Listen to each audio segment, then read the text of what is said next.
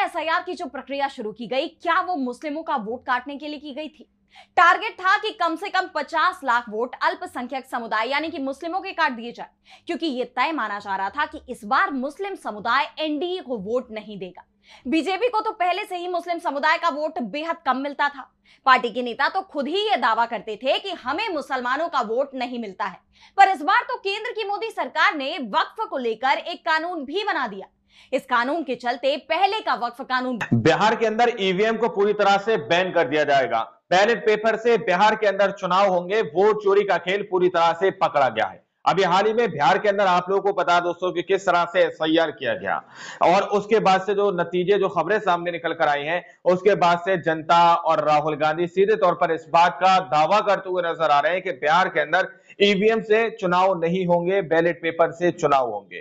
किस तरह से वोट चोरी पकड़ी गई है, किस तरह का खेल जैसे महाराष्ट्र के अंदर किया गया वही खेल बिहार के अंदर करने की कोशिश की जा रही है। हमारे साथ वरिष्ठ पत्रकार मौजूद हैं, आप उनकी इस रिपोर्ट को देखिए। चुनाव आयोग और बीजेपी की मिलीभगत आई सामने। वोटर लिस्ट से काटे गए मुसलमानों के नाम। एसआईआर पर विपक्ष ने खड़े किए बड़े सवाल। सुप्रीम कोर्ट में फिर होगी एसआईआर पर सुनवाई। बिहार में एसआईआर की जो प्रक्रिया शुरू की गई, क्या वो मुस्लिमों का वोट काटने के लिए की गई थी? टारगेट था कि कम से कम 50 लाख वोट अल्पसंख्यक समुदाय यानी कि मुस्लिमों के काट दिए जाए, क्योंकि यह तय माना जा रहा था कि इस बार मुस्लिम समुदाय एनडीए को वोट नहीं देगा। बीजेपी को तो पहले से ही मुस्लिम समुदाय का वोट बेहद कम मिलता था।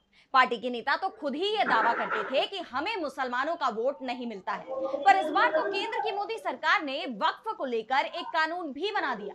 इस कानून के चलते पहले का वक्फ कानून बेहद कमजोर हो गया, जिसके बाद मुस्लिम समुदाय ने ऐलान कर दिया था कि जो भी बीजेपी के साथ है, हम उसके साथ नहीं है, यानी बीजेपी से गठबंधन करने वाली पार्टियों को मुसलमान वोट नहीं देंगे। और अब एसआईआर को लेकर बेहद चौंकाने वाली खबर सामने आई है, जिसमें विपक्ष का जो डर था वो सामने आ गया। एसआईआर में मुसलमानों के नाम पर सबसे ज्यादा कैची चलाई गई है। तो आज हम अपनी स्पेशल रिपोर्ट में विपक्ष के इसी डर को लेकर करेंगे चर्चा। नमस्कार, मैं आराधना। तो शुरू करते हैं हमारी एक खास रिपोर्ट कि क्या बिहार विधानसभा चुनाव में बीजेपी अपने प्लान में कामयाब हो चुकी है? जो खेल महाराष्ट्र में हुआ, क्या वो ही बिहार में होने वाला है? राहुल गांधी तो जो खेल महाराष्ट्र के अंदर हुआ, महाराष्ट्र चुनाव बीजेपी या एनडीए नहीं जीता था, बल्कि चुनाव आयोग ने उसे जिताया था। जनता का मत अलग था, वो तो महाविकास आघाड़ी के साथ थी, लेकिन खेल वोटर लिस्ट में हो गया। और कुछ ऐसे ही आरोप अब बिहार को लेकर भी लगाए जा रहे हैं। महाराष्ट्र में विपक्ष सतर्क नहीं था, लेकिन बिहार में उसने पूरी तैयारी कर रखी थी। इसलिए वोटर लिस्ट को लेकर लगातार खुलासे किए जा रहे हैं। सबसे ज्यादा वोट सीमांचल एरिया में काटे गए हैं, जहां मुसलमान सीमांचल एरिया में सबसे ज्यादा है। बिहार में कुल 6 विधानसभा सीटें ऐसी हैं जहां महिला वोटरों की संख्या कम हो गई है, और इनमें से 5 सीटें सीमांचल की हैं, यानी मुस्लिम महिलाओं के वोट पर सबसे ज्यादा कैची चलाई गई है।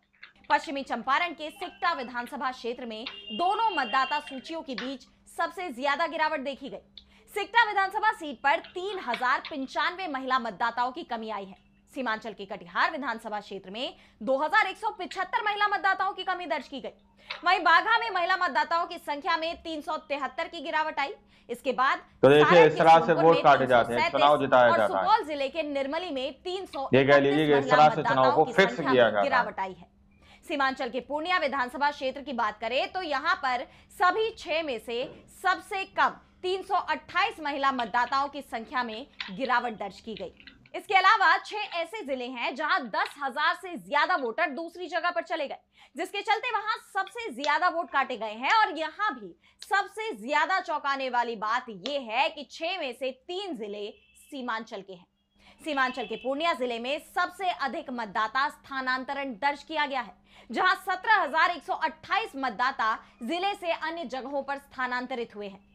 इनमें से पूर्णिया नगर विधानसभा सीट पर 13,013 मतदाता स्थानांतरित हुए हैं। सीमांचल के ही दूसरे जिले कटिहार से 14,545 मतदाता दूसरी जगह पर चले गए। इसमें कटिहार विधानसभा सीट पर सबसे ज्यादा 8,763 वोटरों का स्थानांतरण दर्ज किया गया है। स्थानांतरण से सबसे ज्यादा प्रभावित जिलों में सीमांचल का तीसरा जिला है अररिया। इस जिले के 10,361 वोटरों का ट्रांसफर हुआ, जिसमें सबसे ज्यादा संख्या अररिया टाउन में 4,085 रही, यानी 4,085 लोग ट्रांसफर ले लिए। वहीं पश्चिमी चंपारण में 16,190 मतदाता दूसरे स्थान पर चले गए। इस जिले की सिकटा सीट 5,882 वोटरों के साथ सबसे ज्यादा प्रभावित हुई है। अब बात करें पटना जिले की, तो यहां 14,462 वोटरों का स्थानांतरण हुआ। पटना में सबसे ज्यादा दीघा सीट के वोटर स्थानांतरित हुए। इनकी संख्या 3,032 है। इसके बाद मिथिलांचल के जिले बेगूसराय का नंबर है, जहां 12,497 वोटर दूसरी जगह चले गए। अब आप देखिए, बात चाहे महिला वोटरों की संख्या में कटौती की हो या फिर वोटरों के ट्रांसफर की, यह संख्या वहीं ज्यादा दिखाई दे रही है जिस जिले में या जिस विधानसभा सीट पर मुस्लिम समुदाय की आबादी ज्यादा है। ऐसे में अब ये सवाल उठ रहे हैं कि वोटर लिस्ट में सबसे ज्यादा बदलाव उन्हीं सीटों पर क्यों दिखाई दे रहा है जहां मुस्लिम आबादी ज्यादा है। तो इसका कारण साफ है, वक्फ कानून। वक्फ कानून बनने के बाद बिहार चुनाव को इसका लिटमस टेस्ट माना जा रहा है।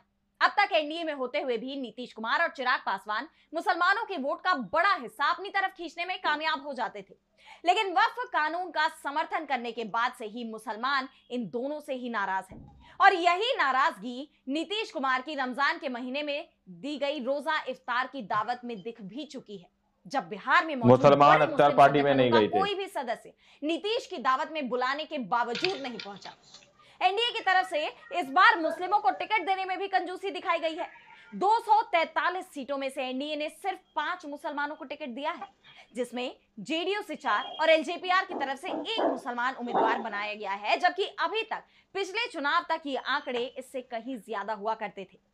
इसके बाद सवाल ये भी किए जा रहे हैं कि क्या नीतीश और चिराग को पहले से ही इस बात का एहसास हो गया था कि इस बार उन्हें मुस्लिम समुदाय का वोट नहीं मिलेगा और इसीलिए उन्होंने टिकट भी नहीं दिए, या फिर बीजेपी के दबाव में इस तरह की नीति बनाई गई है। वैसे नीतीश कुमार तो खुद को सेक्युलर नेता कहते रहे हैं, लेकिन इस बार जिस तरह से संसद में वक्फ कानून का जेडीयू ने समर्थन किया और फिर मुसलमानों के टिकट काटे, उससे नीतीश की नीति पर सवाल जरूर खड़े हो रहे हैं।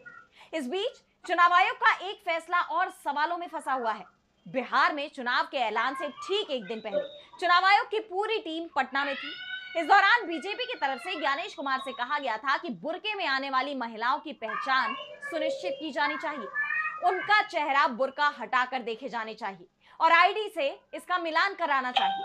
बीजेपी को छोड़कर किसी भी दल ने इसकी मांग नहीं की, बल्कि अधिकांश दलों ने तो इसका विरोध किया था और कहा था कि बीजेपी के कहने पर कोई गलत परंपरा शुरू नहीं की जानी चाहिए। लेकिन चुनाव आयोग ने भी विपक्षी जो खेल महाराष्ट्र के अंदर हुआ और साफ कर दिया कि हर बूथ पर आंगनबाड़ी में काम करने वाली एक महिला की ड्यूटी इसी काम में लगाई जाएगी, यानी वो महिला बुर्का में पहचान की जांच करेगी, जिससे वो पर्दे या बुर्के में आने वाली महिलाओं के चेहरे देख सके। यानी कि बीजेपी की डिमांड पर चुनाव आयोग हर फैसला करता दिखाई दे रहा है। वैसे एसआईआर का मुद्दा अभी सुप्रीम कोर्ट में है। 4 नवंबर को इस मामले में सुप्रीम कोर्ट सुनवाई करेगा और यह भी तय माना जा रहा है कि कोर्ट अब इस पर जल्दी से फैसला सीमांचल एरिया में जिस तरह से सुप्रीम कोर्ट ने चुनाव आयोग से सवाल किए हैं, उसके बाद संकेत तो ये भी मिल रहे हैं कि एसआईआर के खिलाफ कोर्ट कोई बड़ा फैसला दे सकता है। वैसे अब इस बात की संभावनाएं तो बेहद कम है कि चुनाव आयोग एसआईआर के बाद जारी की गई वोटर लिस्ट को रद्द कर दे, क्योंकि 2 दिन बाद यानी 6 नवंबर को पहले चरण के लिए वोटिंग होगी।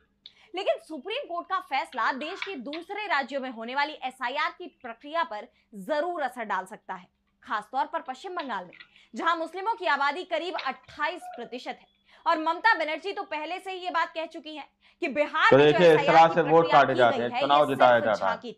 बीजेपी और चुनाव आयोग का इस तरह से चुनाव को फिक्स किया जाता है। बीजेपी बंगाली मुसलमानों को बांग्लादेशी साबित करने की साजिश रच रही है।